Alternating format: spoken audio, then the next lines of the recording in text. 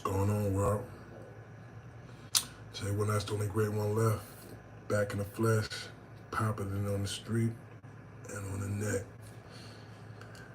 Like, comment, subscribe. Appreciate everybody that's been rocking with us, man. We going all the way up like a turtleneck. It's up and stuck like a cat in a tree. The other live we dropped earlier today is at 25,000 views right now. It is now 9 o'clock at night.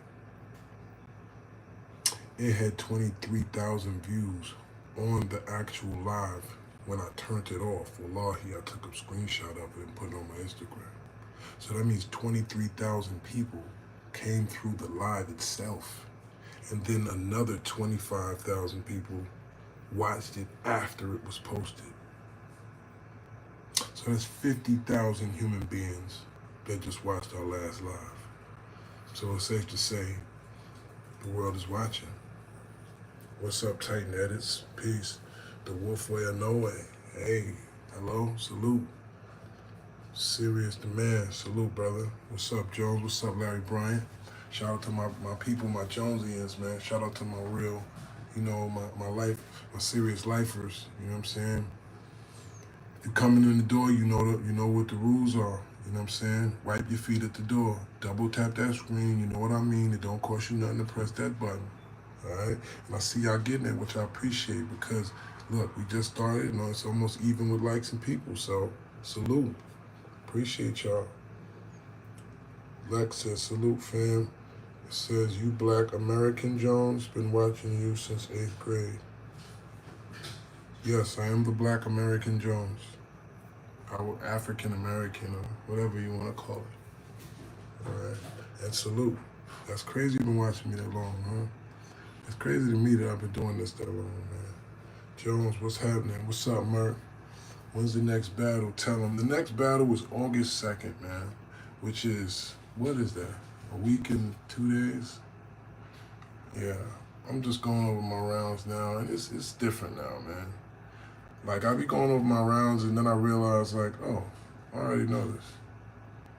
Like, oh, I already got it. So it's not that I'm not preparing for Big T. It's just, it's getting easier for me, man, respectfully. It's getting easier. Joe, he said, what's up, Nintendo? What's Nintendo mean? I don't get that one. August 2nd, it's on. That's right.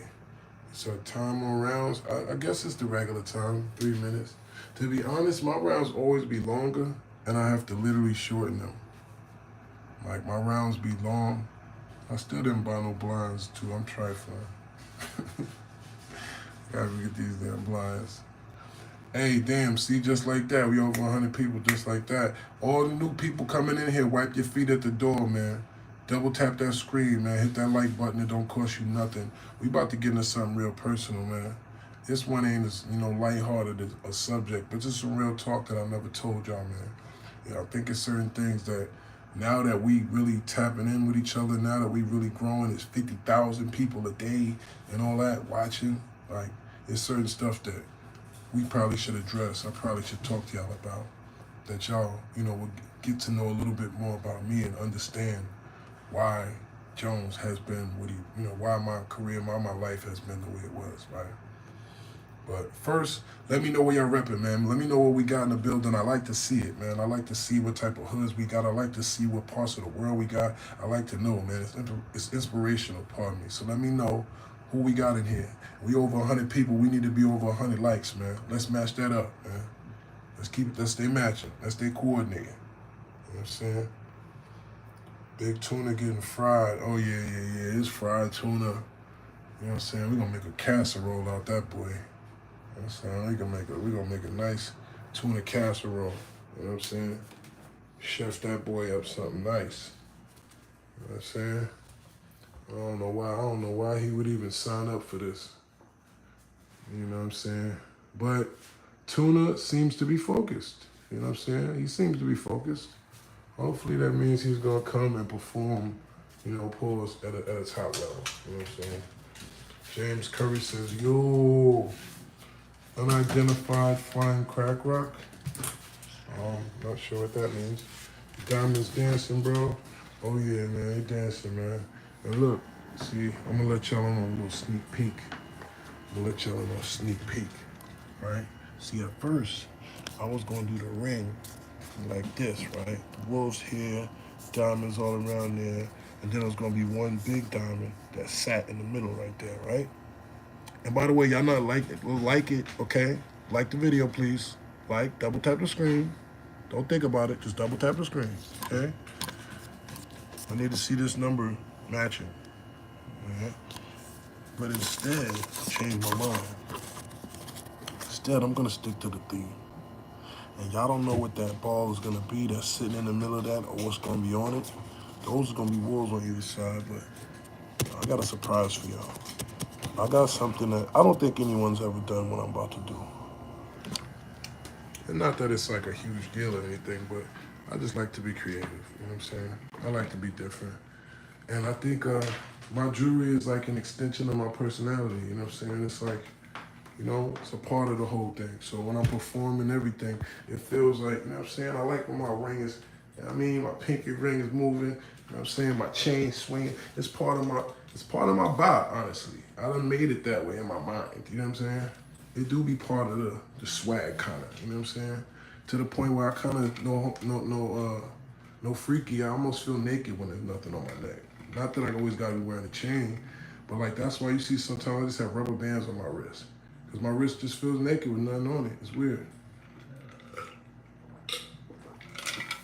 It's strange to explain, but I guess we're creatures of habit, right? He said, Rhea Marie, what's up, Rhea Marie? She says, yo. Somebody says 99, don't know what that means. Spit it out, don't know if that's supposed to be a, you know, disrespectful slur, but okay. NC in the building. What's up, Jones? What's up? What's up? Arkansas, right? Shout to Des Moines, Iowa. Shout to Iowa. DC. Can you play a song?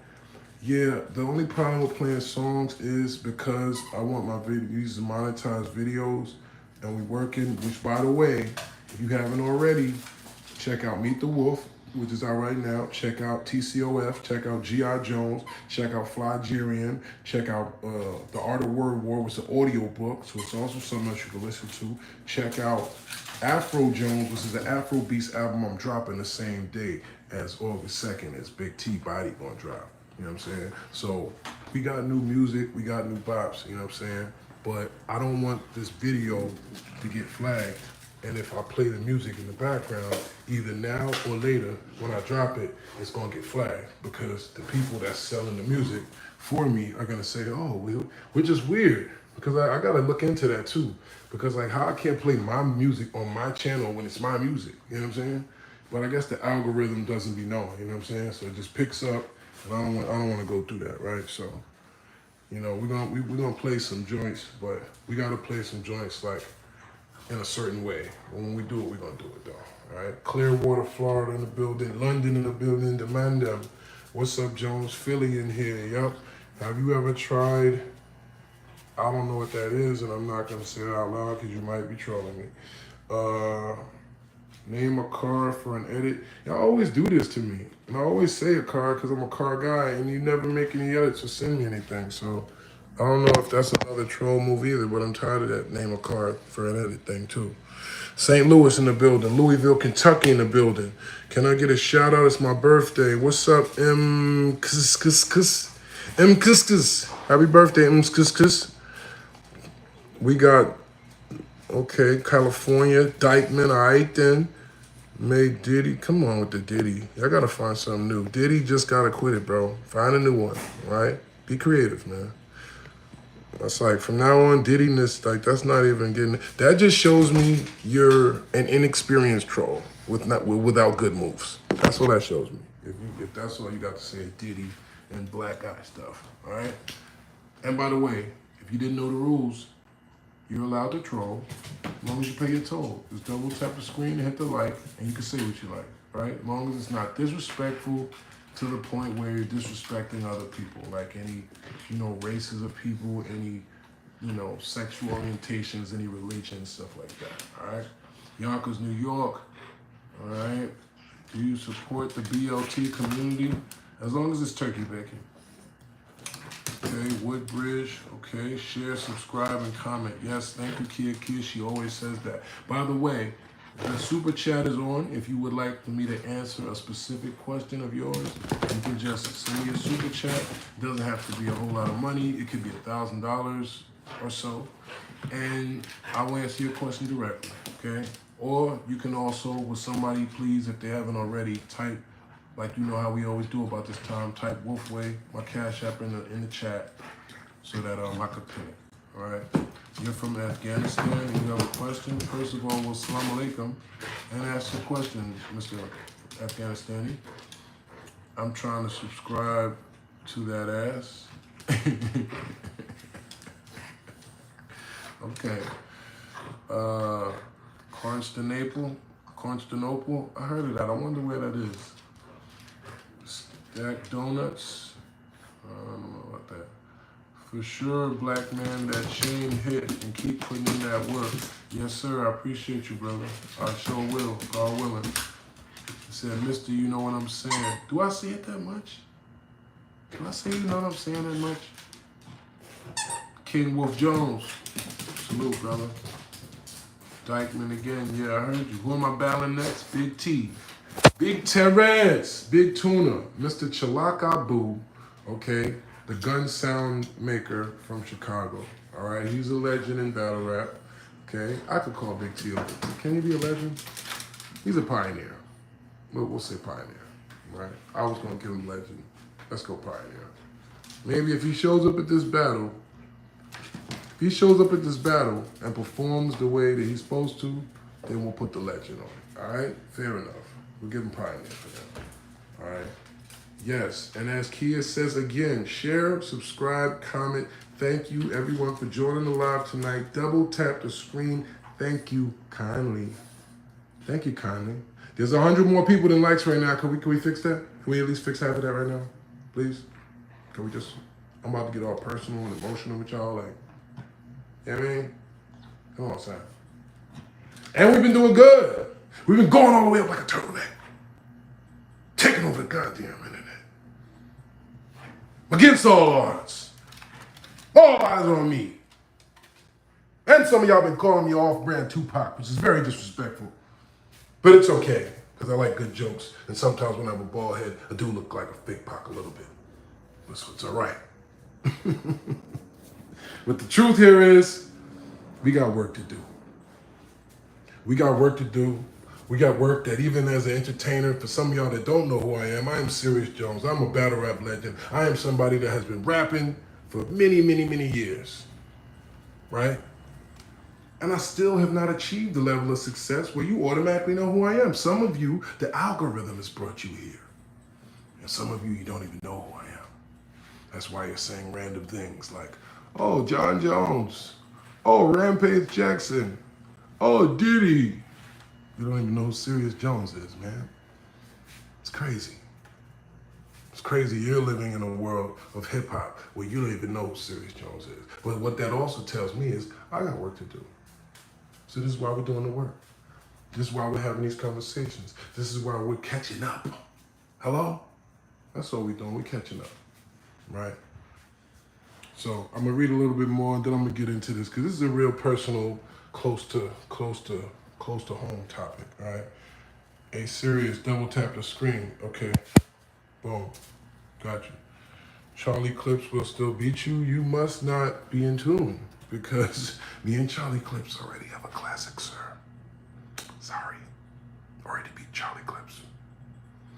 Already had one of the most classic performances ever in comebacks at Summer Madness 2, which is the biggest event to date in battle rap if you have not done your homework, sir. Already have arguably the greatest rebuttal ever off the head in that battle, where Clips spent his whole first round telling the world that I'm a barber because the world didn't know what I was doing for 8 years. As far as they were concerned, I was wherever. And he said, oh, he's a barber. And they said, oh, he's a barber? Oh, he's not a gun buster like you're supposed to be if you're a battle rapper. He's a barber. Oh. So I let him say that for a whole round. And then I said one line. One line. And the whole building came down. So, sorry. Sorry, sir. Do your homework. You know, I gotta ask, where's Sherry? You know where she is. Never too far behind. Right, mamas? Come here, Sherry. Come. Say hi to the people. I want to say hi. Say hi. Say hi, world. Say hey, world. Okay.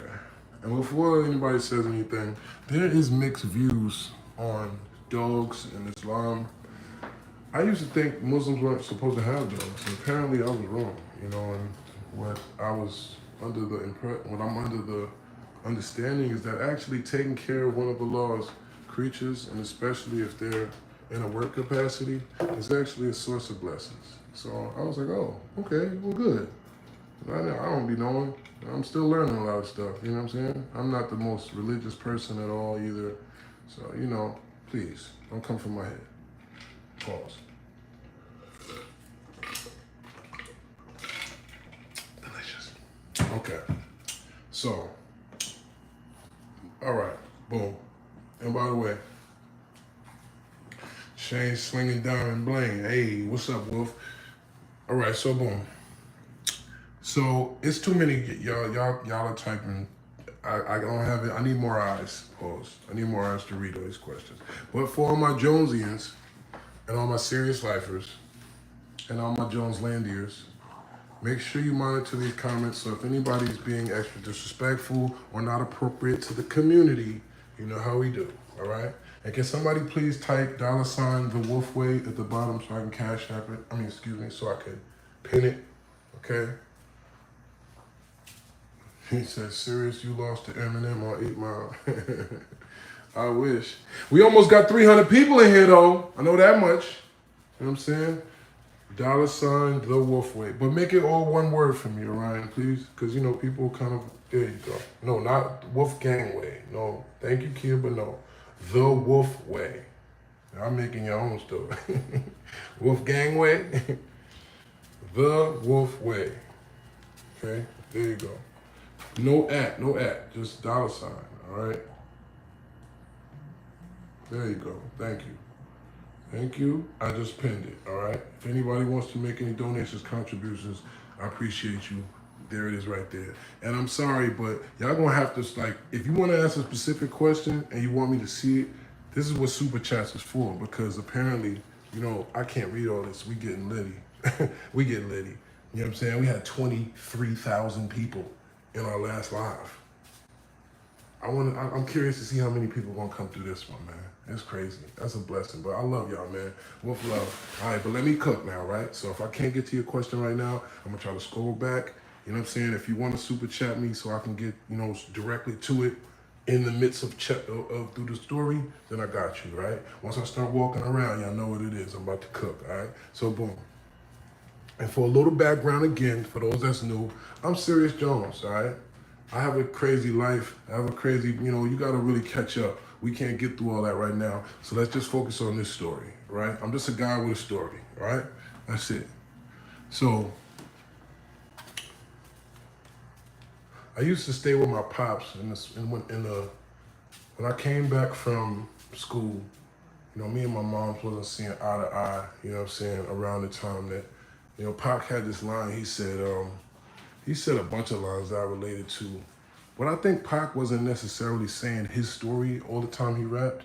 I think he was just saying the story of a lot of us, right? I think he was just saying the story of a lot of young black men and stuff he would see around him in the ghetto, everything else, right?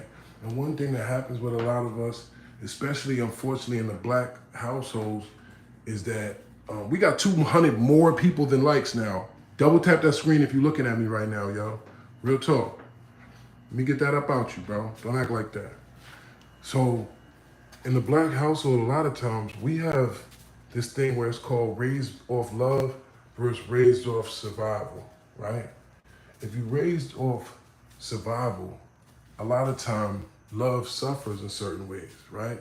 Let me break that down, right? If you was raised off love, you might not understand, right? But if you raised off survival, there's certain things like, say, I was talking about that if you lose in the street, you're gonna lose at home, right? If you get beat in the street, you're gonna get beat when you get home, right? That was a rule in my house. You know what I'm saying? When I look at it now, that's kind of abusive, right? That's like child abuse. Yes, your child gets beat outside, somebody jumps on them, assaults them, and hurts them. And they come home to you looking for comfort, looking for some type of reassurance, looking for some type of warmth and love, and you beat them too. That's really abuse in reality. But sadly, that's the world we live in. And I understand why now. Because if we don't do it, the world's gonna do it. And I would rather you lose to me than to the world. So I understand and I respect that. You know what I'm saying? Even though we was raised with, that type of, survival mentality, we still were raised with some love in there too. You know what I'm saying? So shout out to my parents. You know what I'm saying? But it was hard, and it does get hard, especially when you especially when you're dealing with, this is the 90s we're talking about. This is the 80s. This is when, things was rough for everybody. You know what I'm saying? Like, literally all of my neighbors was crackheads, dope fiends, all of them, except for the old people. All of the young people and some of the old people, rest in peace. I'm not trying to disrespect them. All love to them, but Buster, Marvin, Debbie, Terry, like, who else? I don't think my cousin Chuckles messing around for real. But like, all of the people and everything I saw around me was the opposite of what my parents wanted me to be, right? So even though I did my best to like go the straight path or whatever, I went to school, I was getting good grades, I was smart enough to still like play both sides. Remember how Bronx Tale was one of my favorite movies, right? Remember he was saying get an education from the street and from school? I was a prime example of that at first, right? When I was growing up, I used to be able to get good grades and my niggas would be mad. I used to get in fights because of that. Like, that's so how sad it is in some of our communities and the way we look at education. I used to have to get in fights just because I got good grades on a test.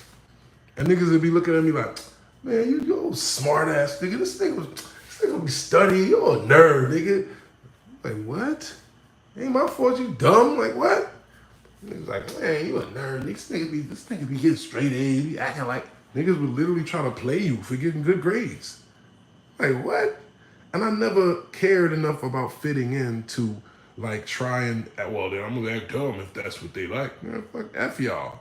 So I would fight just to be, I would have to have fights because I would be like, man, what? You can't beat me neither. You talking about? I'm smarter than you and I'll beat you up. I used to have to talk like that when I was young because I got picked on for being smart, for being different, for just being myself, right? For being unapologetically me, I guess, right? And I always had a big mouth. I never was tucking my tail. You know what I'm saying? It is what it is, right? So when you get to a certain age, you start reminding your mother of your father, right? You are your father on some level if you're a man. You got a lot of your dad in you, usually pause. So Pac had a line like that, he said something with my problems with my mother too much, said something with my daddy and my mother too much like him, so my mama don't love me, or something he said like that. And it was like, man, that's exactly how I felt. I felt like she was taking, and I love you, mommy. I'm just talking about how I felt at the time. You know what I'm saying? That's how it seemed to me. It felt like, damn, you know what I mean? You just taking it out on me, all right? But we all go through things, and she was going through things, and I was probably a lot less, understanding at that time. I was a lot less. I felt like, man, I don't care. It ain't my fault. You know what I'm saying? I didn't do it. Don't be looking at me like this. Don't be coming at me like this. I'm a man. I'm with this. You know what I'm saying? I'm my own person, right? But I probably was, carrying a lot of the, the animosity and all of those emotional issues that we aren't taught to deal with. You know what I'm saying? In the black community, especially at that time. I'm from the walk it off era. I'm from the walk it off era. Ma, I just got shot. Walk it off. You be all right. Wait, come here. You tie something around it. Put a little butter on it. Put some butter on it. You know what I mean? Some ice. You be all right. That's the era we from. Right? You break your leg. You on the field. Your leg snap out the other way. Right? Bone come out the side. You yell, they be like, all right, boy, you gonna be all right. Come on, walk it off, walk it off. Right? You get up, talk about. Later on, you find out, oh, your leg was broken 3 places. You shouldn't have tried to walk on it, sir. Well, my coach told me to keep playing. Well, now you have permanent bone damage, sir. He from that era. Walk it off, man. You know what I'm saying? Walk it off. You got it. Get over it. You be all right, boy. Famous words of my pops, he said. Right. Start a podcast. This is a podcast. What are you talking about? We have 50,000 people that viewed this already today, and we probably had about 60 by now. Hello? Real numbers. Go check it out. Last video had 25,000 views. And we had 23,000 that came through during the view. That's 50,000. So actually, I'm not even adding right. Because right now, we've been going for about 30 minutes, which means at least 2 or 3 or 4,000 people that came through here so far. So this is as podcasty as it gets, realistically. But we are going to have a real sit-down, orchestrated show type of situation, God willing, right? But this has just been happening so organic, I can't panic. I got to let it happen, man. We got to just let this manifest the way God wants it to, man. So if this is what's happening and we going up like this, I'm going to keep it like this for now, right? You know what I'm saying? He said that's big numbers. For real, for real. You tried it. I love you, Swiss. She said double tap that screen. Yes, sir. Smack. What about Smack? Smack ain't got nothing to do with this. What you talking about? He said real talk. Jones, what up? Yonkers in here. All right, boom. Lose the chain. Don't be a hater. I just made the chain. Why would I lose a chain that's representing my fallen soldiers and my brand to the fullest? Bust down brown. All in your mitt. Don't hate. Don't hate. Anyway, back to the story. So, I was beefing with my moms. It got to a point where basically I got kicked out, right? So, I was staying in the projects with my aunt, rest in peace, and my dad was staying there too because my moms had basically kicked him out. So we both basically was kicked out at the same time. You know what I'm saying? Abruptly, and just had to go stay in the projects with my aunt, my dad's sister, rest in peace, right? And at this time, I'm still kind of like halfway believing in the school dream, right? I'm still going to school. You know what I'm saying? But I'm coming back and forth, like, in the winter break and in the summer. So I wound up getting locked up during one of the winter breaks for the pistol, and that was the last time I went to school. That's when it was over, right? But after that, now I'm back. My pops had got an apartment in like Teaneck. And me, man, at one point it was me and my 2 little brothers and my dad staying in this 1-bedroom apartment, right? Literally. Because, man, it's a long story, right? Without putting everybody else's business out there. At one point, we were all together, right? And, obviously we thugging, trying to figure it out, you know what I'm saying? I'm cutting hair in the barbershop, I'm hustling, doing my 1-2, I'm having straps, I'm having jewelry, I'm having women. I'm having now, right? I'm young, I'm starting to get it together, right? I'm starting to get my swag together. I'm starting to get my hustle together, right? And I remember I had this Honda Accord that I had drove like a couple times back and forth to Florida now. And I used to sit in it because I couldn't smoke in the house. So I would sit behind these little garages in Teaneck, where Teaneck is the town over from Inglewood where I grew up, right? It's a little bit more suburban, but you know what I'm saying, it's still niggas, right? So I'm in this little apartment complex. Ironically, shout out to my man O, they had Rusty apartment. He stayed in the same apartment complex, and They found $900,000. He had $900,000 in there and nothing but a mattress, a crate, and a TV. That's one of the most gangster stories I ever heard. Nigga had that much discipline. And I never seen O wearing nothing, designer, nothing. He would always just have a ball. He would come to the barbershop, get his bald head. He would always wear basketball shorts, t-shirts with the cut-off sleeves and flip-flops. And when they ran up in, I seen your super chat too, brother. Thank you. I'm gonna get back. I'm gonna get to your question in a second. Hold on. Let me see. Let me scroll back and see what you said. You said you beat rock and rum. The culture swept it under the rug. Yeah, for sure. Thank you, brother. I appreciate that. And we're gonna talk about that. We're gonna get into that when I'm done with the story, right? Because I think once you know this part of my story, and once you know this part about me, it's gonna change a lot. Maybe, maybe not, but you know, it would if I was listening to somebody, right? So one day I'm smoking, right? And this is a thing about, they say there's a thing called spiritual sickness, right? One day I'm sitting back there and I'm smoking and I just zoned out, right? I closed my eyes and I really got too high probably.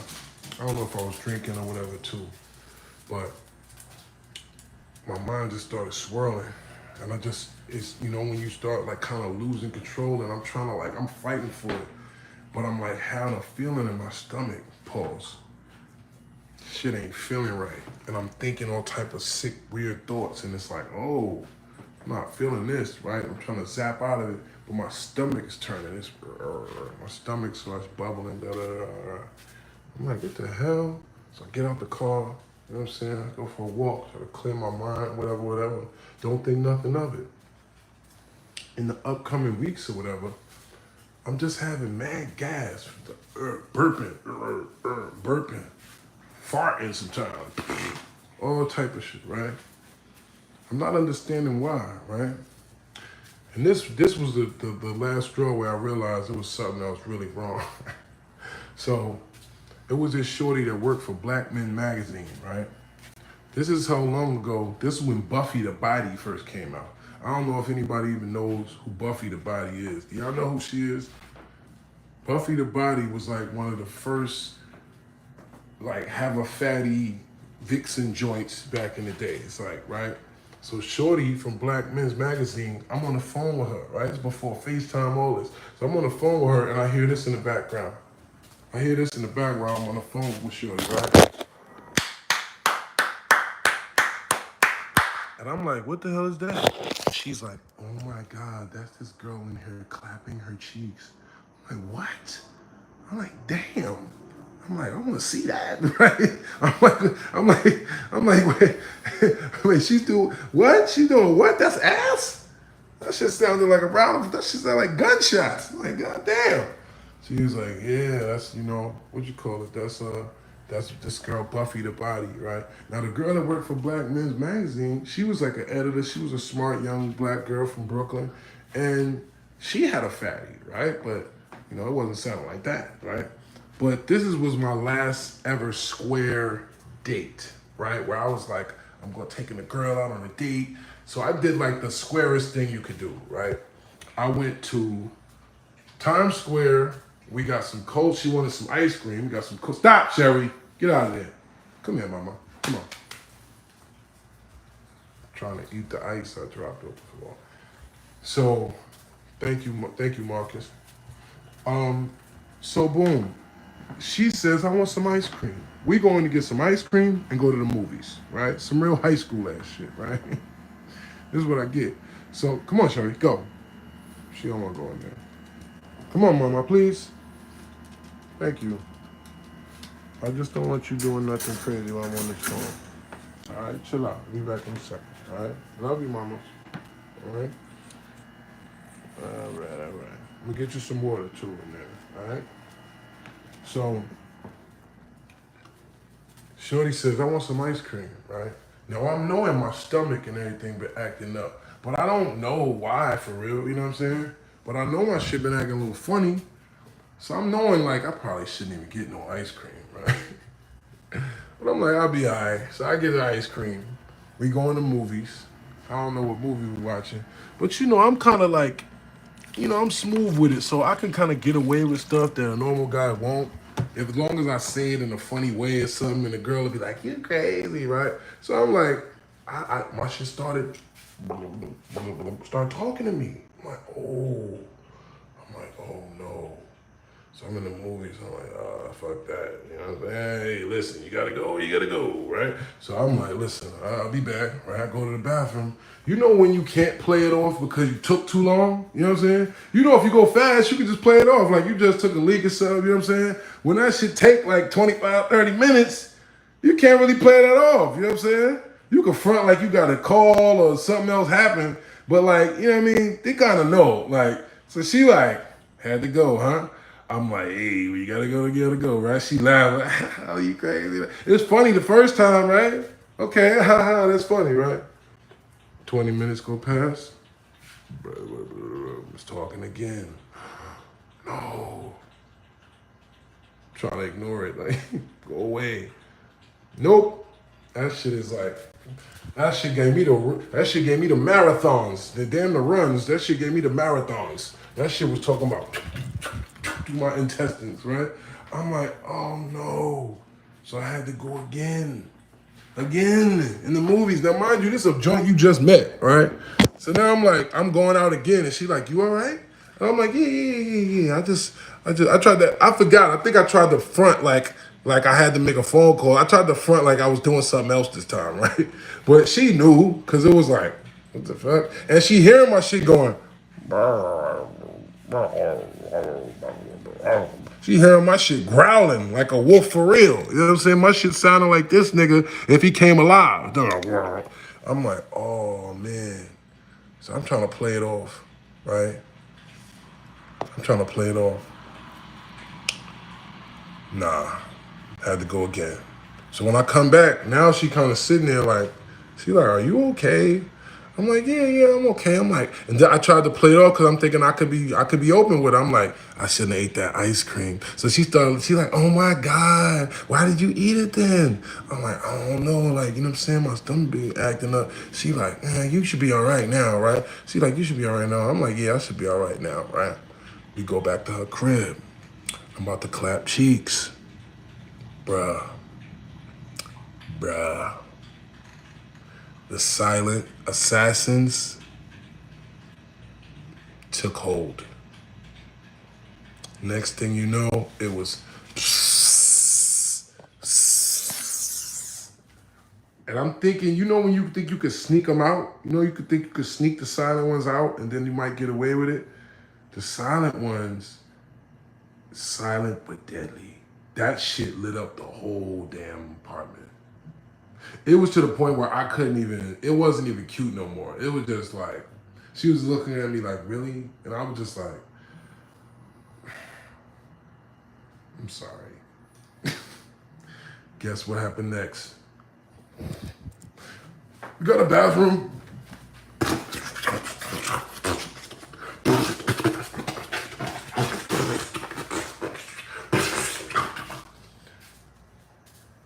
You all right in there? Yeah, I'm good. Ice cream. I'm sorry, babe. Bitch got in the bed and rolled over. She got in the bed and rolled over like this, facing the wall. And I just laid there all night in her bed, giving silent but deadly farts. And in the morning, there was no words exchanged. Like in the morning, she just got up, I just got up, and it was like this. It was just like,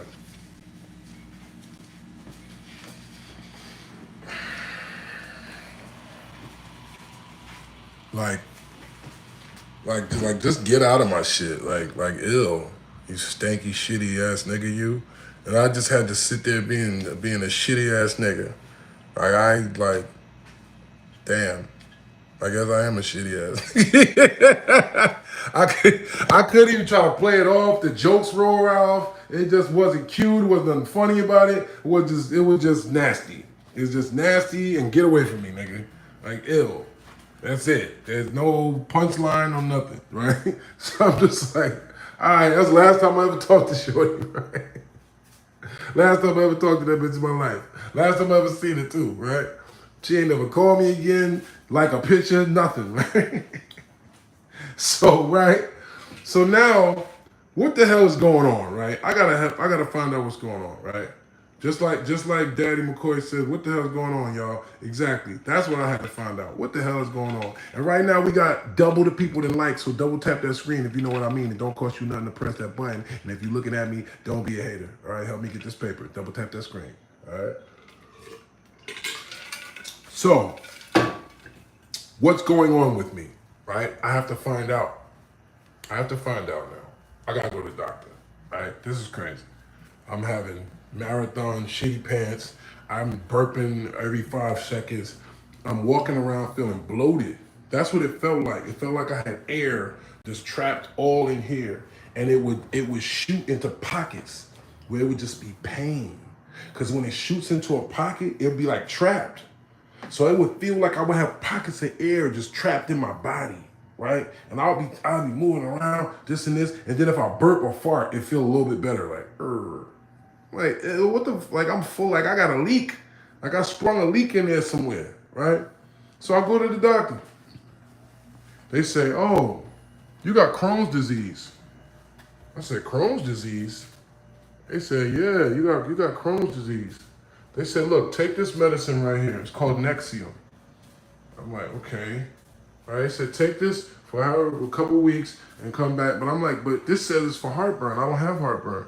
They're like, no. Well, look, trust me. It's for all of those symptoms. It's for your intestinal tract. Crohn's disease does this and Crohn's disease does that and all this shit. I'm like, all right, cool. They got me looking up Crohn's disease. I think I got Crohn's disease now, right?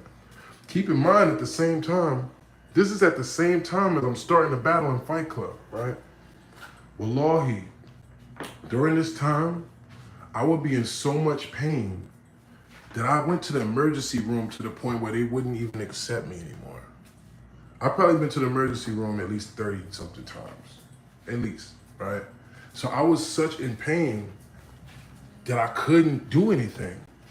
Before the gym battle, wallahi, I was on the roof of that building in tears because I was in so much pain, I couldn't remember anything. I couldn't remember my raps. So literally from that moment in the car, at first it started to just be gas, it started to just be air, and then it translates into, it would just be uncomfort and pain. It would be trapped right in here. It would feel trapped in here, it would feel trapped in here, and it felt trapped in here, like right behind my back. Ironically, where I wound up getting stabbed. To the point where it was so weird, when I got stabbed, it actually started making me feel better. When I got stabbed right here, I got stabbed all in the area that I used to have pain at. This was my whole area that I was in pain for years, right? So I'm taking this Protonics, right? I'm taking I'm taking the Nexium, whatever, right? It's not working, it's not doing anything. I feel the exact same way, right? And I'm telling him, Sherry, they want to see you. Hey, mama, are you sleeping? Are you sad?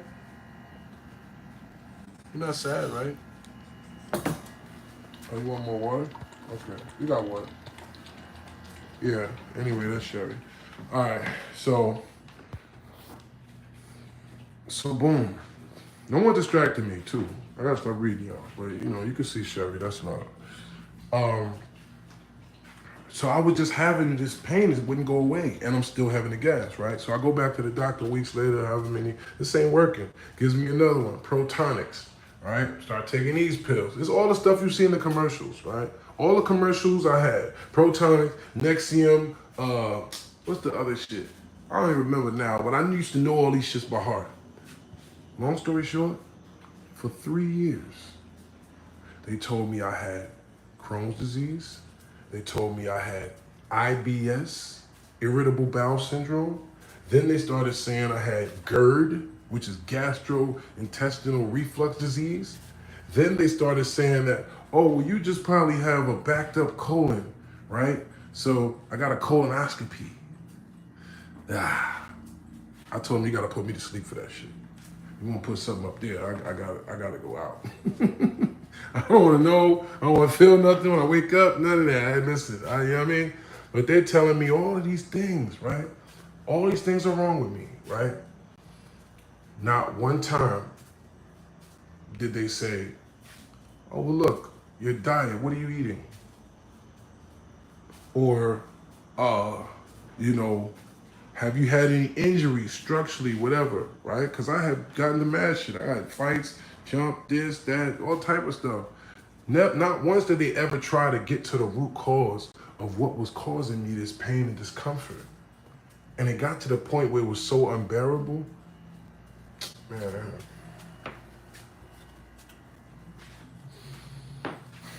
it got to the point where it was so unbearable, y'all, like, it really changed me. It really changed me as a person. It made me okay with things I probably would have never been okay with. It made me go to certain extremes because I realized nobody could help me. I realized nobody cares. You go to the doctor and you sitting there staring in his face and telling him, listen, I'm telling you, this is not helping me. You're telling me I have this thing. I'm telling you I don't even have the symptoms of this. And he's looking there telling you, this is all I can do. You know what's crazy? And this is what I learned about America, bro, through being this sick. And I downplayed it for years because you know why? I was embarrassed. I didn't want to tell y'all I was sick. I didn't want to tell y'all I was in pain. I didn't want to show weakness.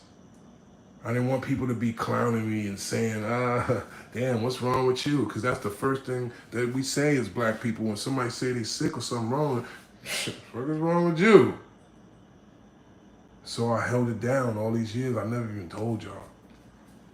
But before the gin battle, I was in tears on the roof.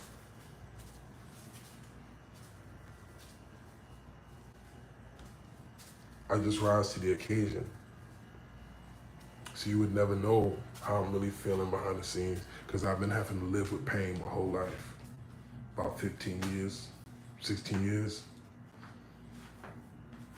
So the whole time that you've known me, I've been in pain. So let me get through it, right? Because I'm about to start fucking crying fucking with y'all. So, all right, boom. So I'm going through to these doctors. I'm switching doctors. I'm having this doctor. I'm firing him because you know what? He ain't whatever. Then the other doctor's doing the same thing. And what I learned is, in American medicine, they are not taught to heal.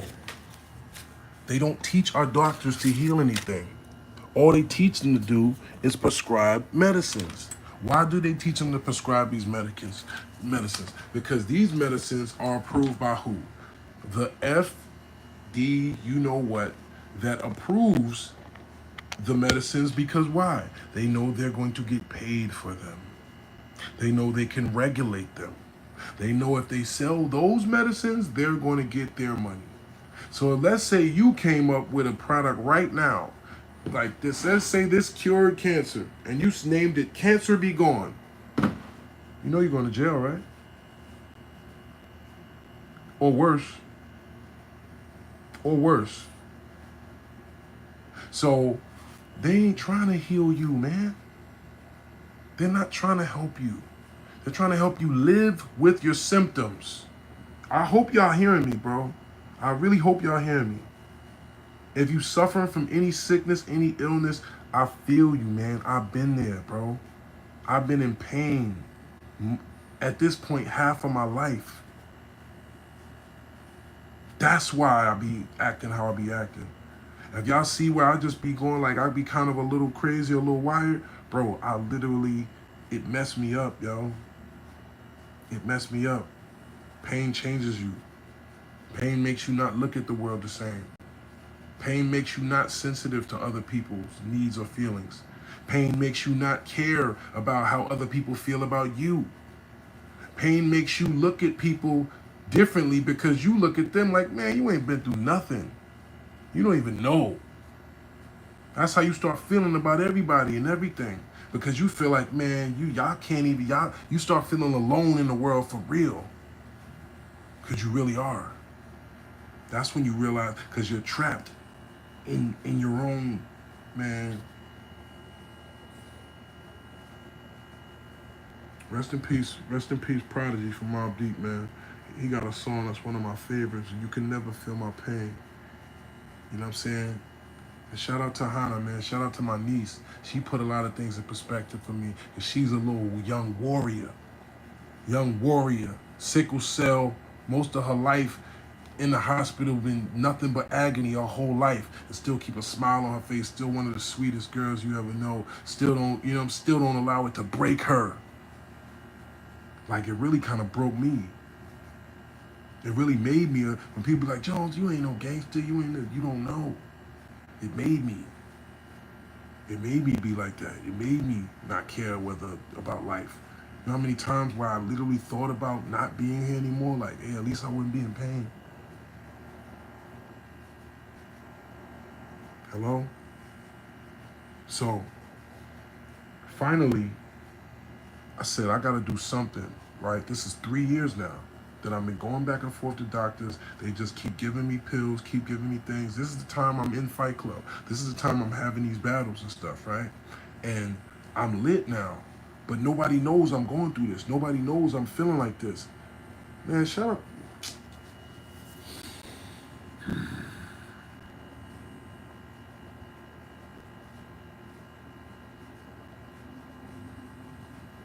Shout out to my nigga Blast. Shout out to my homies, man, that really held me down. And when I say held me down, like, they knew what I was dealing with. They knew what I've been going through all this time. And they would be right there in my corner, like, don't worry, Jones, you gonna get through this show. Come on, Wolf. Like, they was keeping me sane, bro. They was keeping me there. That's why I had my little ritual. I do my push-ups beforehand. I do my shadow boxing, because I had to literally psych myself out of my own body. I had to get out of my body. I don't even know what it's been taking for me to be who I've been this whole time. I had to literally get myself out of my body and into the mind of I'm the swaggiest nigga alive. Because the whole time I was in agony. And I didn't take painkillers back then. I would not pop a perk. I couldn't function off them shits. I couldn't even move. The first time I took a painkiller was after I had surgery, which I'm about to tell y'all about, right? All right, so boom. Finally, after 3 years of them not telling me or not knowing what's wrong with me, not really even caring, seemingly, I did something that's called a capsule study, where you swallow a camera, right? Where you swallow a camera, and the camera takes a video and pictures or whatever of your intestinal tract. So it shows pictures of your whole intestinal tract. I had 12 ulcers in my intestines. 12. They found 12 ulcers. And they showed you the pictures. I had the pictures, right? You can see the, pores, you see the pink, right? You just see holes all in my shit.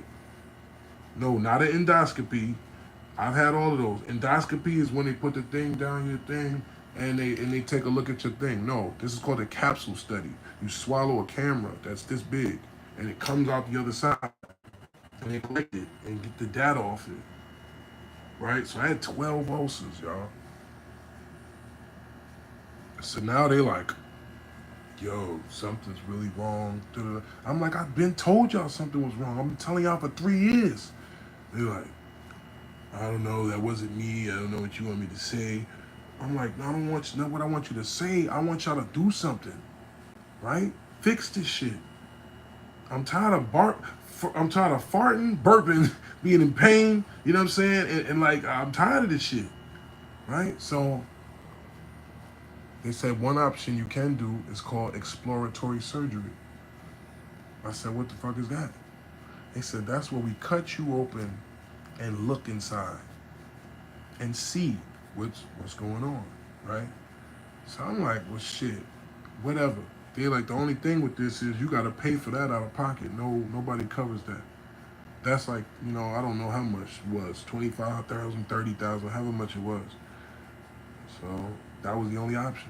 So I had to pay, my peoples helped me or whatever, but I had to pay 30 bands or however much it was. I don't even remember, I don't want to lie. We had to pay that out of pocket for them to cut me open and look inside my stomach and find out what's wrong. What you think they found in my stomach? Pause, y'all. Don't even answer that because y'all gonna say a trolly, freaky Diddy answer. What they, basically, it was a hernia.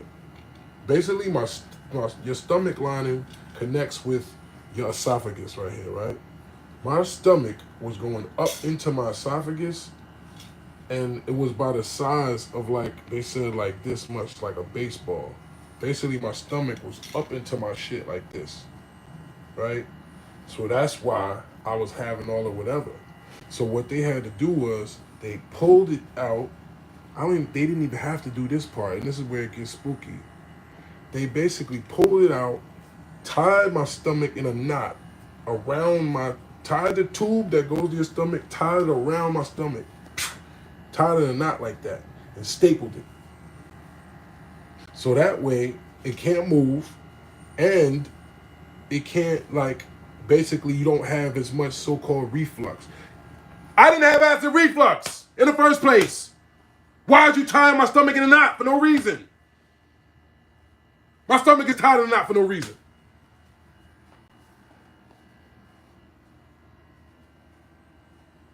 If I need to throw up, like, I can't. Because my shit's literally tied in a knot. Now, this is something they do this is what I mean about standard procedure. Well, that's just a standard procedure we do for patients that have those. Bro, I've been telling y'all for years, this is not a standard thing. I didn't have acid reflux. I didn't have GERD. I didn't have Crohn's disease. I didn't have IBS. I didn't have all these things they said. All I had was a piece of my fucking stomach out of place. But they tied my shit in a knot, stapled it.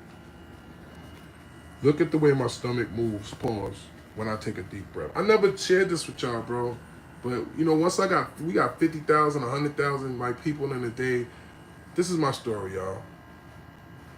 This is the truth about Serius Jones. This is the truth about what I've been going through this whole time. I've been in pain for years, y'all. I just be hiding that shit, man. And that shit is a lot, my nigga. Anyway, look, watch this. Tell me if you know this. You see that? You see how my stomach goes lopsided like this?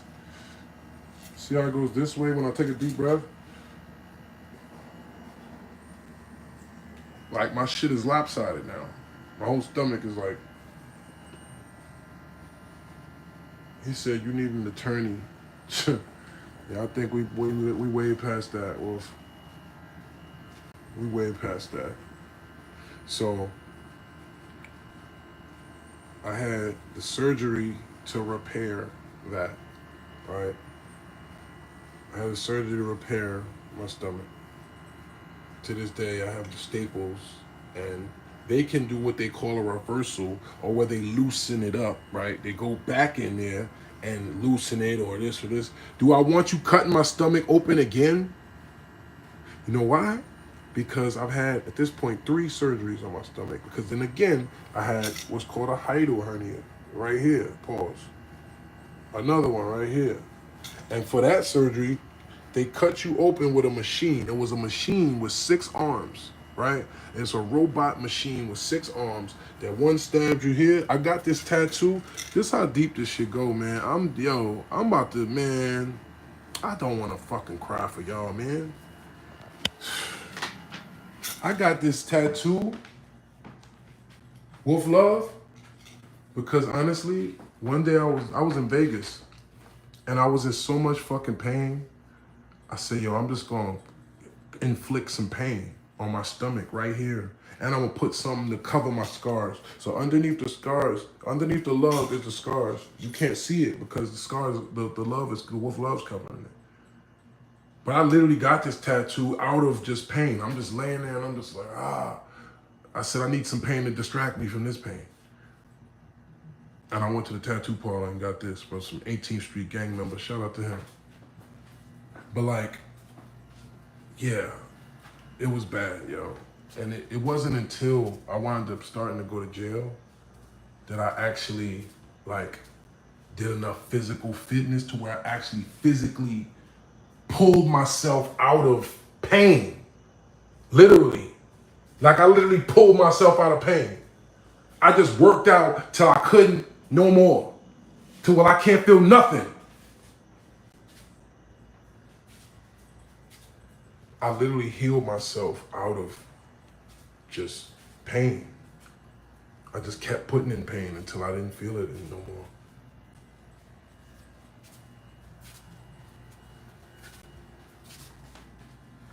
But for years, that was the one thing that I had never done, to be honest, too. That was the one thing I never did, was like just really go all in on some workout shit. But I guess, you know what I'm saying, once your body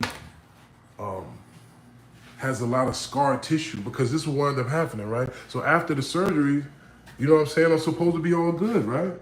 But I'm still having pain. I'm still having pain in the same areas and all type of shit, right? But what wound up happening, which is what the doctor explained to me later, he was like, bro, because I was, and shout out to these brothers, because they got like a monopoly. Now, if I was going to be in the medical field, this is how you do it. This is how you do it if you want to be in the medical field, right? These dudes have a building, a facility, right? Two young Italian, fly dressing, Gucci suit wearing young Jersey dudes, right? They have a facility, right? This facility, I was only dealing with them for the sports medicine because they have the training there, and I was going to physical therapy for my stuff, right? I went for a while, and they was having me doing good exercises, really, you know what I'm saying? Like your core, your stomach. This is another thing you don't know. I mean, I don't want to say you don't know, but a lot of people don't realize. Your stomach is your second brain, yo. Your gut is imperative. If your gut ain't right, you know how when something happens, you have a gut feeling, right? You have a feeling in your gut first. So when your gut is messed up, that affects a lot of stuff, bro. For real. You know what I'm saying? You say, yes, sir, yes, sir. You feel me? It's not just what you eating or what you putting in your body. It's just the chemistry of your gut. So if something don't agree with you in here, it's probably bad for you, right? That's why when you see somebody get domed, or you see somebody, you know, the matter comes out of your skull or something, what did somebody do? Right? Because your gut don't agree with that, right? It's not even your mind, your body. That's your central nervous system. It's right here. You know what I'm saying? So that's why I'm a little bit more, because I literally had to deal with the most intense pain that I don't know. I mean, I know other people have, you know, sickle cell and different things where they live with pain every day. But imagine feeling like something's just stabbing your ribs every day for 15 years. That's what it was like. So I went to these pain specialists and I asked them, like, why am I still in pain? You know what I'm saying? He said, that's facts. Dr. Sebi said that. You know, shout to Dr. Sebi, because my sister was actually getting medicine for him for my daughter, right? I mean, excuse me, for my niece, right? And when he passed, I'm not trying to put them on blast or nothing, but when he passed, you know, the formula, I guess, was different because it wasn't working the same. She was starting to get sick. So, you know, his medicine really worked. You know what I'm saying? And if y'all care about that man, don't be just trying to make money, but protect his legacy, man, because his products really did help and save lives, man. And I'm a testament to that. I'm a witness to that. You know what I'm saying? But anyway, I did all that. I was taking products from the Amazon rainforest that's like for digestive health. I did the vegan thing for a while. I was only shopping at Whole Foods, right? I had a personal chef. I'm gonna tell y'all a funny story too that had to do with it. Because of this and my gut is so messed up, I had a personal chef, right? So I'm hiring this guy to cook for me because I'm thinking his food is clean cooked. He got a restaurant right by the crib. I pay him $1.50 a week. He cooks me 2 meals every day, a lunch and a dinner, or a dinner and a lunch. And usually it's like grilled salmon, you know what I'm saying, spinach, rice. It's like clean, good cooked food, right? But it's gourmet, right? He's renting out this spot by the crib that's owned by this guy, Mr. Lee. Shout out to Mr. Lee. He's a Chinese Jamaican, right? And this is the funniest accent you will ever hear, but it's literally Chinese Jamaican, right? So imagine him be like, yeah, man, when you come to my store and here you up and buy. Like it's like both. It's hilarious to hear Mr. Lee going off, right? Because he be going off on shit, and then you just be sitting there like, because you just want to hear the accent. You be like, wait, what they said, Mr. Lee? Who pissed you off, Mr. Lee? What they did? Tell me what happened, Mr. Lee. And you be sitting there ready to die laughing because it be like, yeah, bomb my glad this way, man. And you be like, ah, shit. Go, Mr. Lee. The Chinese bomber clots. It's crazy. It's just funny to see him go off, right? So he's going off one day. And I'm like, oh, Mr. Lee, you got you pissed off today, Mr. Lee. And he's like, man, your boy is nasty, nasty boy. And I'm like, what are you talking about? And he's like, come, let me show you. He takes me in the back of this kitchen, y'all.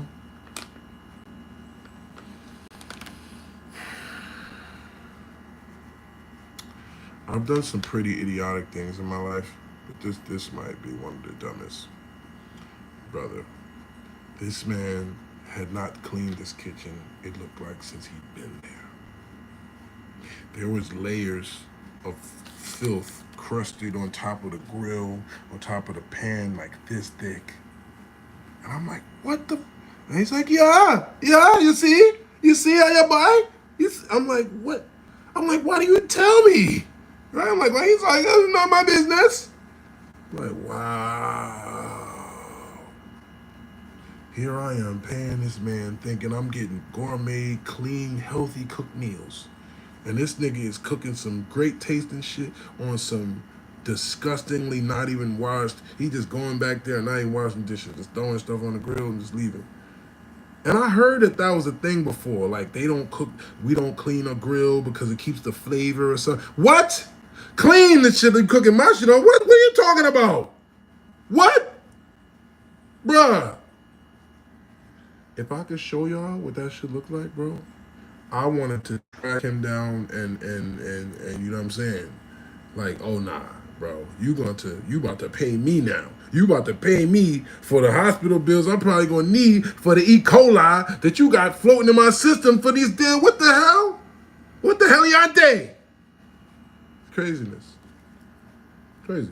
So that was a wake-up call. I thought I was eating healthy, right? So I really started watching not only where I eat, what I'm eating, all of that, right? And that's what really helped me to start feeling better. You know what I'm saying? Along with working out, along with one thing that I really didn't factor in for a long time, right? And let me finish where I'm going, and I'm gonna say this because I'm hoping this story will help some people. It's not about me complaining or me, you know what I'm saying, just venting. I'm telling y'all a very key part of my life that a lot of y'all don't even know probably has been a thing, right? Which is pain. And that I know a lot of people deal with and live with because I know I did. And I didn't say nothing. And I'm somebody that has a platform. So imagine a regular person that's just going through life. Who does he want to tell his story about his pain to? Who's going to listen? Who's going to care, right? We got people in the chat talking about nobody cares, right? So it's something that, especially as black people, we deal with and live with a lot of time, which is living with illness, living with sickness, living with pain, because in our community, it's taboo to talk about it. It's taboo to share your story with other people so they can relate, right? That's corny. That's corny that we be like that. And that had me for a long time because it had me too embarrassed to even tell y'all the truth of what's going on in my life. Too embarrassed to tell y'all what I gotta live with. You know what I'm saying? So the mental part of it is the part that I wanted to say is the part that I didn't factor in, that I was contributing to my own sickness physically at some point, right? I was living in a way where I was not only accepting energies and people around me that I knew wasn't for me, that I knew this ain't, you know, it stresses me physically, right? My stomach would start hurting sometimes. Chick say something, do something to them, my stomach start hurting. I'd be in pain the rest of the day just from the little spark. That little spark of whatever, it's like, right? So at some point, it was like the pain was connected to my life too. You know what I'm saying? It's like anytime I would do something or something would happen that would stress me, and when I'm going through it, I don't know where my next meal coming from. I don't know where I'm gonna be. You know what I'm saying? Battle rap ain't clicking like that. You know what I'm saying? I'm outside trying to figure it out. I'm literally in more pain. You know what I'm saying? I'm causing myself more pain just with the daily struggle and stress. Man, it's deep.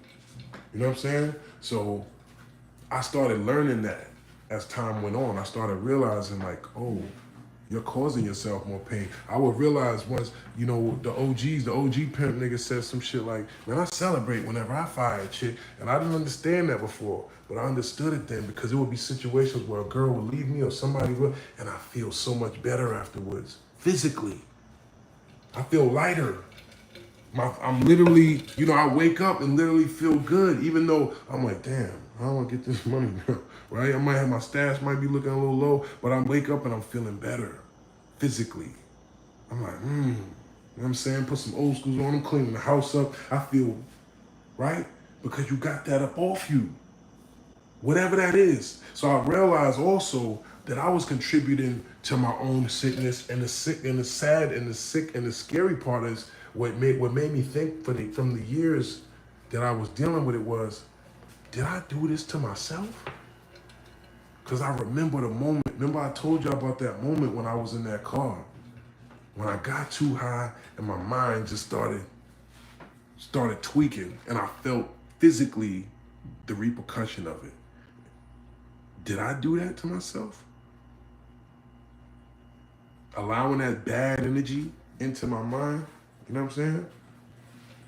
So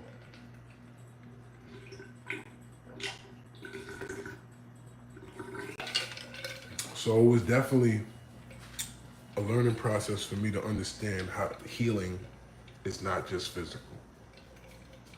That's deep. Physical healing is not just physical. It's mental. Most of it is mental damage sometimes. So I learned how to master myself to get myself to a place where, you know what I'm saying, I can manage it. And then I'm gonna be real with y'all, right? Because we being transparent here. So after the surgery, I had a show, right? And this is when I first got the deal, right? So I got open wounds now, right? I got 6 open wounds in my stomach, right? I didn't know how real that shit was at first until I actually, like, now I got up out the hospital bed, I'm walking around, and you got holes in you. Like, it's different when I don't know if you have been shot, if you never been stabbed. I've been stabbed before. I showed y'all that. I don't know if y'all seen this, but like, you could see how big the holes was, paused, right? Like, that's a big ass. So imagine when it was big, like, that shit was like, you know what I'm saying? And it was deep. Like, I could see my ribs through this one. I could see white. Like, when I looked and I'm breathing heavy, it's squirting out. So I'm like, oh. So, like, I've seen and felt, like, what it's like to just have your body pierced, right? But it's different when you healing from that type of stuff because everything you do hurts now, right? You yawn, you cough, somebody say a joke, you laugh, anything hurts, right?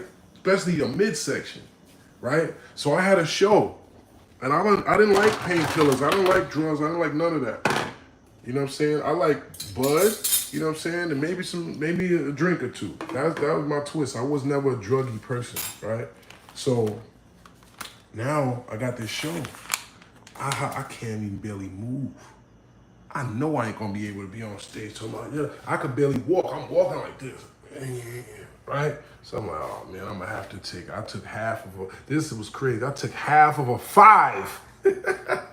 I took half of a 5, bro. And I remember after I got out the car, I just sat there for a couple minutes. And when I got out the car, it hit me. Oh, hit me. You know what I'm saying? It hit me. And I'm like, oh nah. Hey, if you pop up like you can't see me on the screen, I'll put you in timeout, okay? Because you're obviously talking reckless. So don't be alarmed if you're in timeout. Look at the wall and stop hating on a real nigga sharing his life with you, okay? If you're a hater, you don't deserve to be even digesting this anyway. So anybody that I see hating, don't worry, I'm looking. I'm just not gonna give you the energy back. I'm gonna put you in timeout and you're gonna stand in the corner and learn how to behave when a real nigga speaking, okay? But anyway, hey, what's up, Kelly? How you doing, love? All right? But yeah, Yerks, the Yerks. Whack. Hey, yo, I still ain't tapping with my nigga Whack, man. Hey, Whack, you are one of the first people, I don't want to put your business on blast, but you one of the first people that I ever did a drug with, bro. Literally. I remember I was in Vegas, and that was back when they had that moon rock. And they had that black moon rock in a capsule. And I was like, what the hell? That's not, what the hell is that? And he was like, you feel me? That's the, you feel me? You feel me? I was like, oh man. I took a little piece of that shit. It felt like niggas was flying. I'm in the casino, the lights is, you like, ooh. I'm popping it. I'm like, hey, baby, you know what I'm saying? You know my vernacular already is spectacular, you know what I'm saying? But now I put a little season on top of that thing. Hey, look, baby, you know, well, that shit flowing like the Nile River, right? So I'm like, oh, I get it. I get it now, right? Right? Even though, yeah, that's meth and all type of stuff now. That shit is, but this is before all of that, right? This is before I even got to that stage, right? This is before I ever went to Vegas. This is before I even, you know what I'm saying? This is like 2005, 2004, 2006, right? I'm about to have this deal, and I'm walking around with open scar rooms. This is when I just had the Murder Mook battle and the Gin battle, and I'm at the height. I'm at the top of the world right now. I'm one of the most top talked about things on earth at this time. I was literally one of the first people ever to go viral, because I think YouTube came out in 2006, right? YouTube came out the year I got signed. So I'm like, I'm out of here. I got millions of views on everything. But the whole time, I'm in agony. I'm not even able, that I didn't enjoy that time period of life. It might look like I did. That whole time period, I was suffering, y'all. I was suffering. I didn't like life at that time. I just was showing up. I just was showing up. I remember, and that's what make it even worse, because Shaka and DTP and them, they knew about what happened. They knew about my situation. I told Shaka, because you know why? I was scared to tell him at first. I didn't want to tell him, because I didn't want him to think something was wrong with me and not give me the deal or not give me the support or think I'm gonna be out. So I didn't know how to tell him, look, bro, I just had surgery and I got like open stab wounds. I mean, I got like open wounds right now. Like I'm messed up. I didn't want to tell him that. So instead, I'm holding it down. I'm outside acting like everything all right. Right? So I had to take at least a half a perk for this one show, right? This was before I had a deal and all that. I take this little half a joint, bro, when I got out the car, that shit hit me. I was like, oh, that shit had me bop city. I was like, oh, right? I'm like, no way I'm about to be able to perform like this, right? I'm walking in the spotlight. I'm looking like somebody uncle, feeling lighter than two feathers in a fan. I'm like, oh. But by the time I got on stage, it wiggled in. Pause. Oh my God, strike that from the record. By the time I got on stage, it took effect, right? And I actually found my bop in it, and I was able to perform. So I was like, oh, all right, you know what I'm saying? Like I was able to do my thing. So I started not dealing with perks only because I liked the idea of not being in pain. It started to be okay to not be in pain. I wasn't doing it just to be high, just to be on drugs. I wanted to not be in pain. But the irony, the way they design these drugs, they design them to hook you. They're designed for you to need them. Scientists in labs design these on purpose. You think they don't make them to be addictive? They want you to keep needing them because you're going to have to keep buying them. And guess what? When you get to the stage that I've gotten to before, to keep it real with y'all, where now you're addicted to them and you need them. If you get Suboxones or these other things that get you to get off of that, guess what? That's addictive too. Now you got to get off something that you got on to get off something that you was on in the first place. Shit is real. Shit is real. He said it's a business. Absolutely, man. It's absolutely a business. So I got to learn the hard way up front how much the medical system in America is a business and not there to help you. This is what happened the last time I went to the emergency room, Wallahi. The last time I went to the emergency room, because when it's this type of situation, when your stomach is tied or not, when you got staples in it, when you done had 2-3 different surgeries, you got all type of scar tissue, and I never finish points sometimes, never sometimes, but the young fly dudes from the Italian dudes, remember I was saying y'all need to have, I always double back and close out the stuff I missed. But remember I was saying the young fly Italian dudes have the facility? If you're in the medical establishment, this is how you do it. They got every base covered. They got a dentist office in there. They got a chiropractor in there. They got a massage therapist. They got a sports training facility with the workout and all of this stuff. They got the regular doctor's office. They got an optometrist. They got every type of doctor you could need in their building. And guess what else they got? They got transportation. If you're ever in New Jersey and you see those sports therapy vans driving around, that's these guys. So they got every way to get your money from the insurance people, and they got every way so that you never have to go outside of them to do anything. That's genius. That's one-stop shopping. That is the way you corner the market. I can't even imagine how much money them niggas is making per day. Just one of those patients through insurance might be 10,000 or something like that for the type of stuff they're doing. They got hundreds of patients per day. Hustle. Now that's hustle. That's worth going to school for 8 years to learn to be a doctor if you're gonna be making that type of money. Hello? But they kept it funky with me, right?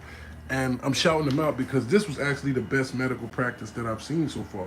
This is the best that I've been a part of. And I actually now, as somebody that's, been going to doctors and hospitals and stuff for 15 years, now I respect and I appreciate when I meet an actual real physician that's really gonna give you some game. That's gonna teach you something about your body that you didn't know, right? So it came in with his Gucci suit, and he had like the Gucci tie on, and he had his assistant, right? His assistant's the one that breaks stuff down, and he just sits there kind of like the boss, right? So he comes in there, and I basically asked him, like, why am I still in pain? Like, if I had the surgery and they fixed everything, why am I still in pain in the same area, right? And he was basically like, he pulled the chart up, and he put the chart and he put all of my wounds, like wherever I've had a wound at, on the chart, right? And he basically showed me the muscle layout, and he's like, this is where you're hurting at. This is why, because you have pressure coming from here and from here, and you have scar tissue that probably is never gonna heal. It's healed the wrong way. That's why it hurts. Your body has healed in a way it's not supposed to be. That's why when I start working out and I'll rip up those muscles and create a new whatever, that's why that was the only thing that really helped me. That's why that was the only thing that really helped me. But he showed me on the chart, and he was like, bro, you're probably going to be in pain for the rest of your life. He kept it funky with me. He said, like, he said, you have what's called the $1 million workup. That's what I have. My medical folder is like this thick, y'all. And I don't got no diseases. I didn't have none of the stuff they said I had. But I've had 2 hernia surgeries. I've been stabbed 5 times. I had surgery on my knee.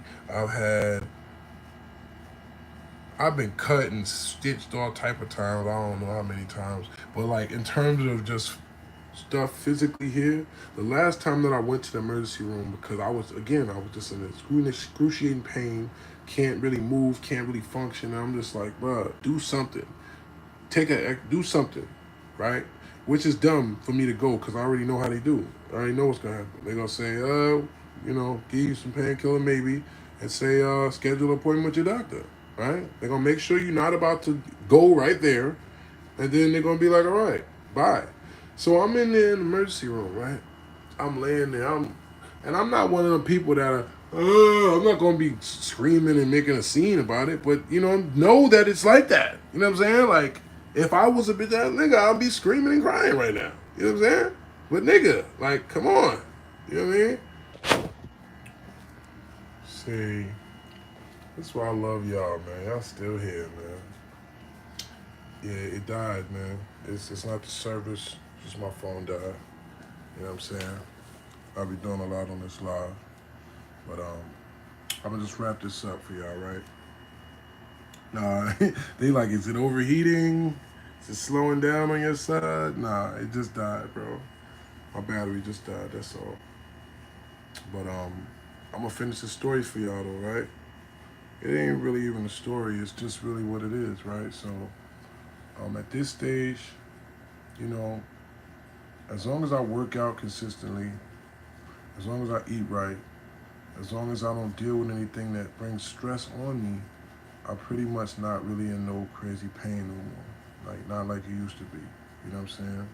And it's crazy how life works, you know what I'm saying? But there was people that really was there for me, you know what I'm saying, during those darkest hours.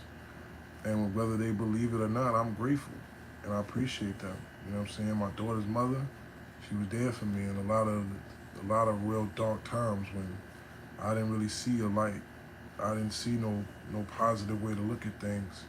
You know what I'm saying? Because no matter how much money you get, you're still in pain. No matter what car you're driving, you're still in pain. Health is really wealth, y'all. For real, for real. People could say, I know it sounds cliche or whatever, but yeah, wait until you're in pain every day. Wait until you try everything and there's nothing you can do to escape pain. You know what I'm saying? So when they say it's like hurt people, that's true too. You know what I'm saying? So I apologize sincerely for anybody that I ever hurt, anybody that I was insensitive enough to not take their feelings into account and do something or say something or be in a way that is not only not in accordance with how Allah would be pleased with me, but also is just a result of me probably taking it out on somebody else. You know what I'm saying? Me not processing my pain the right way, which I'm sure I've done many times. You know what I'm saying? But if you're going through something, if you're dealing with anything, you know, in terms of that, if you're going through something physically, my heart goes out to you. I will tell you this, God has been a major factor in my life. You know what I'm saying? I was born Muslim, but I didn't really pray. I never really prayed 5 times a day consistently. You know what I'm saying? It took me to go through real life. You know, I had already been in life-threatening things. Look, I'm telling y'all stories about I got stabbed 5 times or this or that. But it took me to be in a position to where my life might. That's not even true either. That's crazy. Because when I came home from that facing life case, I wasn't all on my deen either. But I didn't have, you know, there was only one other Muslim in jail with me in California when I was there that 13 months or whatever. But when I got back this last time and I was in Jersey, shout out to Chef, my brother from Patterson, you know, I was reading more, I was praying, I was working out, and I was combining all of those things together. I think that's what helped me get to this last next level of crystallization, is that I was doing all those things in unison. You know what I'm saying? Instead of, you know, like I was doing it concurrently. That's what we was talking about, running things concurrent. Run that shit concurrent. You know what I'm saying? Do all of that together. Work out, pray, eat right, get money, stay sucker free. We got to do all of them concurrent. We got to run it concurrent, y'all. That's the only way we really going to see a difference and see progress. And once I did that, I really saw a difference. I saw a difference in me. I saw a difference in just the way things started happening for me. And by the grace of Allah, things is happening for me right now. I'm going to keep it this real with y'all. There was a person that I was dealing with, right, that I knew I had no business dealing with, that I kept letting back in my life, that I kept saying, hey, you know, right? And accepting stuff that I knew was beneath me. I knew was beneath my game. But I made excuses for myself and said that, you know what? No, it's all right. But it contributed. It contributed to me not being where I am now. Hello? And I swear to you, no cap, no seasoning. The day I cut that person off, the day that I said, nah, I'm cool, I'm not even dealing with this no more. I cut that person off. I said, I put my Sunday's best on, popped out the house, and guess what? The person that's down with me that I'm rocking with now, I met that night. That night. How real is that, man? Don't tell me energy ain't real. Don't tell me God ain't real, bro. Don't tell me the game ain't real. I think all of them are real. And I think karma's real too. So that's why I want clean karma from now on, bro. I'm not doing nobody nothing wrong that ain't already got it coming to them or did nothing to me wrong. You know what I'm saying? It said like minds attract, for real, for real. Love from Sudan. You heard? Salute. Salam alaikum. It says hallelujah. Yeah, so with that said, man, I love y'all. We've been here for an hour and a half, you know. That's another good, you know. And I think, you know, this is just for anybody that knows anything about Serius Jones. If you didn't know, right, and you thought this whole time, oh, he's some cocky asshole, this, and that, check it out. Now that you know I've been in excruciating pain this whole time, maybe it'll give you a little inkling in your mind of, nigga, I be having to act like I'm him to remain him. I can't let stuff break me. I can't let nobody let me feel like less than him. I can't let the pain that I'm going through make me feel like less than him. I can't let the circumstances when my money's down or somebody betray me or somebody's not looking at me like the king that I know I am because I overcame so much in my life already. I can't let that not make me them. Excuse me, him to them.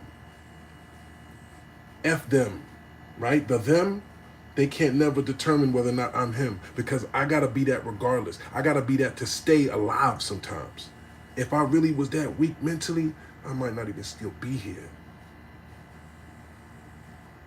I might not have been able to dig deep enough pause to overcome all this stuff that I told y'all I'll be dealing with and still deal with. But I know I wouldn't have been able to do none of that without, right? Because I wouldn't have had no hope. I wouldn't have had no belief that something better was coming. I would have never even tapped into the greatness that I've been allowed to experience, that Allah has blessed me to be able to experience in this vessel that I'm trapped in here on earth. Hello? But yeah. But anyway, I'm going to answer a couple of y'all questions. I saw somebody sent a super chat. Let me get back and answer your question. I didn't forget it. But y'all asked me a couple questions before I get up out of here, man. Let me say, he said, hold on, let me go back to your super chat, brother. He says, appreciate that super chat. He says, Ian A. We Got Time. Ian A. We Got Time says, much love from Louisiana. Keep doing your thing, 100. I appreciate that, brother. And shout out to the boot, man. Shout out to Louisiana, man. Y'all got a lot of soul. And y'all really running the game right now, too, man. Y'all got YB. Y'all got some of my favorite artists, man. I like Fredo Bang. I like YB. I just wish y'all can get over all the drama, but you know what I'm saying? It seems to be the main thing fueling success for some rappers nowadays is the drama. So they don't want to leave that part alone. I get it, but you know, Bob Surrogate says, let's get bread. Word. He said they eating crazy. Wrap around said, cray, fight hard as you can. God will help you. That's what it really feels like, bro. That's what it really feels like, bro. It's like God helps those who help themselves. Like they help you once you fighting. Like I don't think God likes cowards. You know what I'm saying? I don't think God likes cowards, man. And one thing that I learned about that I didn't really know I knew this, I guess, in my heart, but I didn't know this from the word, is that God don't like when you are ungrateful and complain, and you're supposed to face hardship with the same energy that you face success. You're supposed to embrace failure the same way you embrace success. Like that's, you know, what it says pleases Allah. That's what it says pleases God. When you accept the bad the same way you accept the good, which is hard to do, right?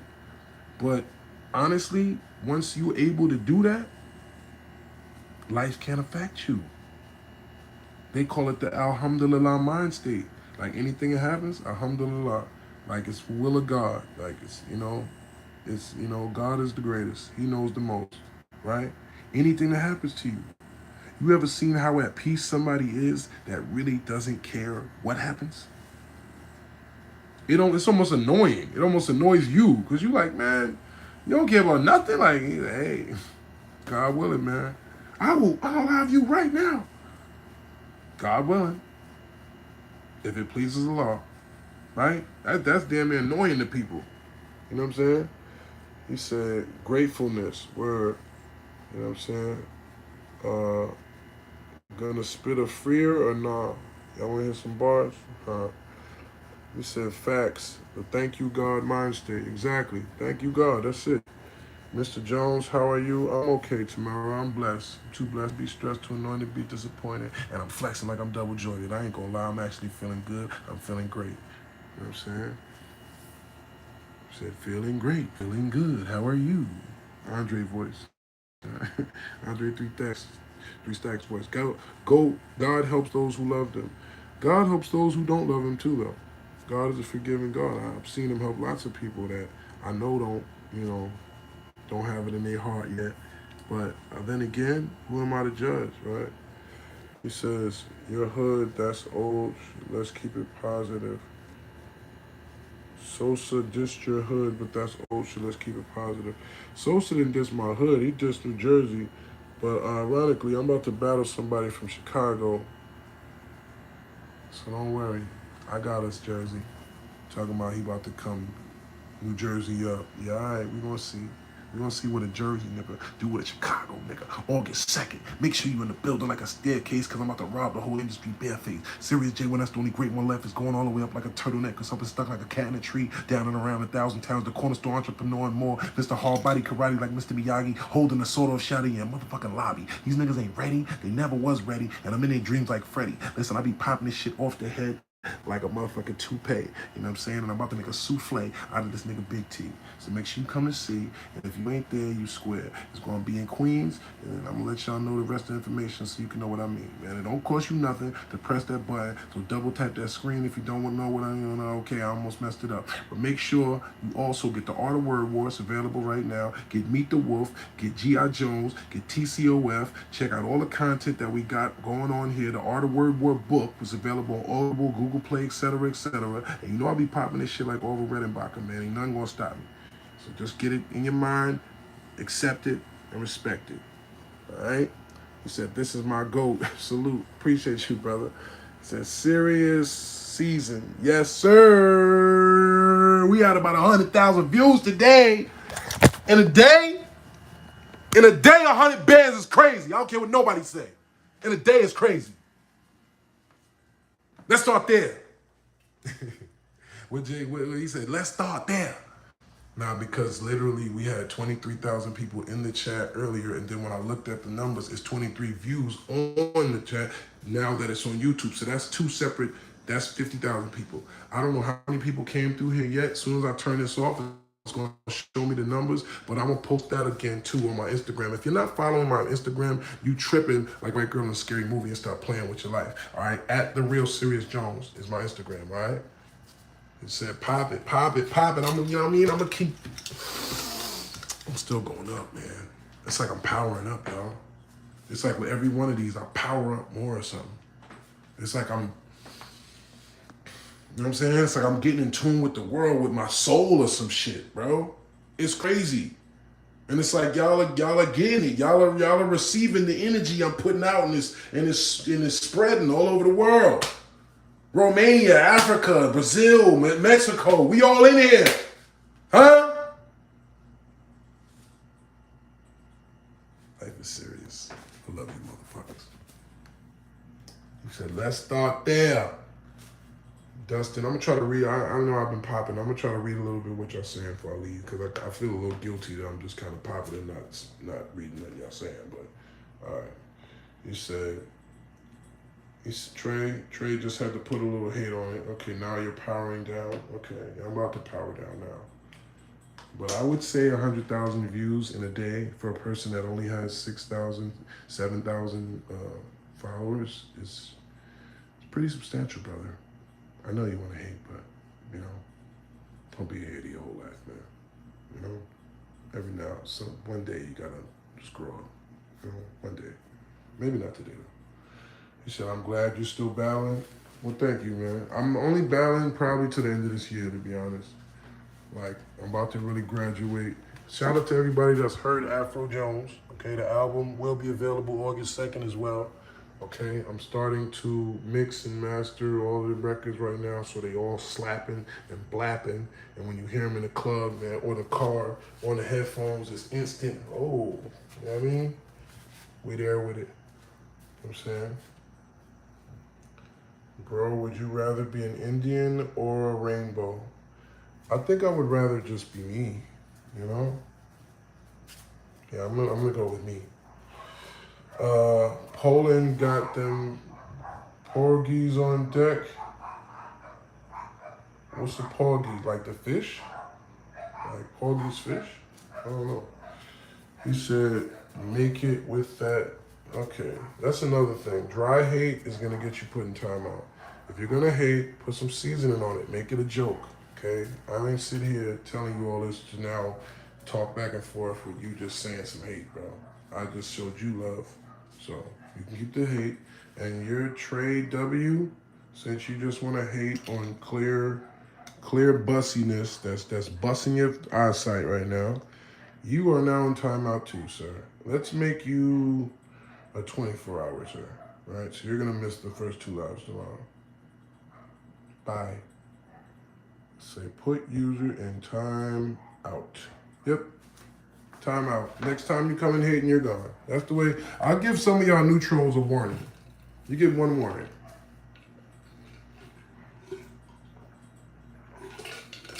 Y'all understand how diligent and on point I am. I'll be spotting y'all like hawks. I'll be in mid-story and then I'll be like, oh, yep, I seen his name. And then you pop up with another one and I'll be like, yep, you gotta go now.